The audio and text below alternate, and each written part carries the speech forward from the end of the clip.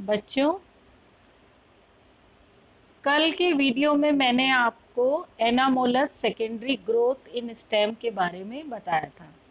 मैंने आपको बताया था कि एनामोलस सेकेंडरी ग्रोथ जो है वो 3 रीज़न से होती है, 3 कारणों से होती है।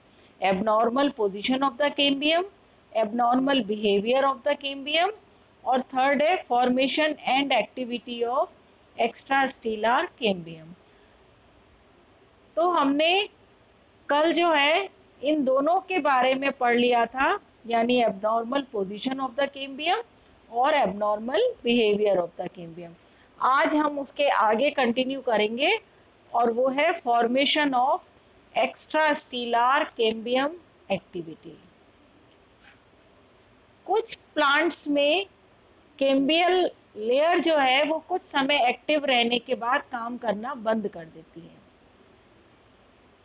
तो उसके बाद वेस्कुलर टिश्यूज के बाहर एक और एसेसरी कैम्बियल रिंग का निर्माण होता है, जो कि बाहर की ओर सेकेंडरी फ्लोएम और अंदर की ओर सेकेंडरी जाइलम बनाती है। कुछ समय बाद ये रिंग भी इनएक्टिव या निष्क्रिय हो जाती है और पुनः एक और एसेसरी कैम्बियम की रिंग बनती है।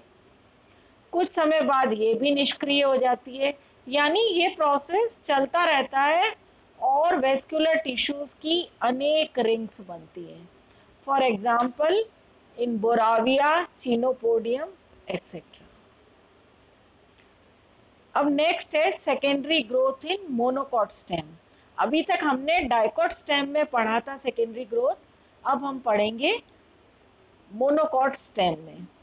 मोनोकॉट स्टेम में वेस्कुलर बंडल क्लोज्ड होता है, यानी उसमें कैम्बियम नहीं होता, इसलिए सेकेंडरी ग्रोथ नहीं पाई जाती। लेकिन कुछ मोनोकॉट स्टेम में पेरिफेरल ग्राउंड टिश्यूज में एक स्पेशल टाइप का मेरिस्टेम विकसित होता है, जो अंदर और बाहर नई सेल्स बनाता है। बाहर की ओर पैरेन्काइमा सेल्स बनती हैं, जबकि अंदर की ओर बनी सेल्स में कुछ पैरेन्काइमा सेल्स और कुछ वेस्कुलर बंडल्स बनाती हैं। और ये वेस्कुलर बंडल्स एम्फीवेसल होते हैं, यानी फ्लोएम के चारों ओर जाइलम होता है। For example dracaena, agave, yucca आदि। अब हम पढ़ेंगे secondary growth in dicot root. अभी तक हमने स्टेम में पढ़ी थी सेकेंडरी ग्रोथ, अब हम डाइकॉट रूट में पढ़ेंगे। डाइकॉट रूट में वेस्कुलर बंडल्स रेडियल और एक्सार्च होते हैं। इनमें सेकेंडरी ग्रोथ शुरू होने से पहले फ्लोएम ग्रुप के नीचे कैम्बियम की एक पट्टी बनती है और उसी समय जाइलम के ठीक ऊपर पेरिसाइकिल में भी कैम्बियम की एक पट्टी बनती है। और शीघ्र ही कैम्बियम की ये पट्टियां अपने आसपास वृद्धि करके आपस में मिल जाती हैं और एक वेवी रिंग बन जाती है। और ये रिंग जो है बाहर की ओर सेकेंडरी फ्लोएम और अंदर की ओर सेकेंडरी जाइलम बनाती है।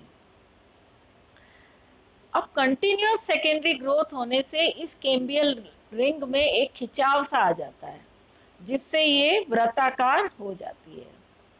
अब वेस्कुलर टिश्यूज बनने के कारण प्राइमरी फ्लोएम जो होता है वो क्रस्ट हो जाता है और प्राइमरी जाइलम वो केंद्र की ओर दिखाई देने लगता है। लेकिन रूट से जो सेकेंडरी जाइलम बनता है उसमें स्पष्ट एनुअल रिंग्स का अभाव होता है। स्टेम की भांति रूट में भी पेरिडर्म बनता है। कोर कैम्बियम सामान्यतः पेरिसाइकिल से विकसित होता है। Thank you.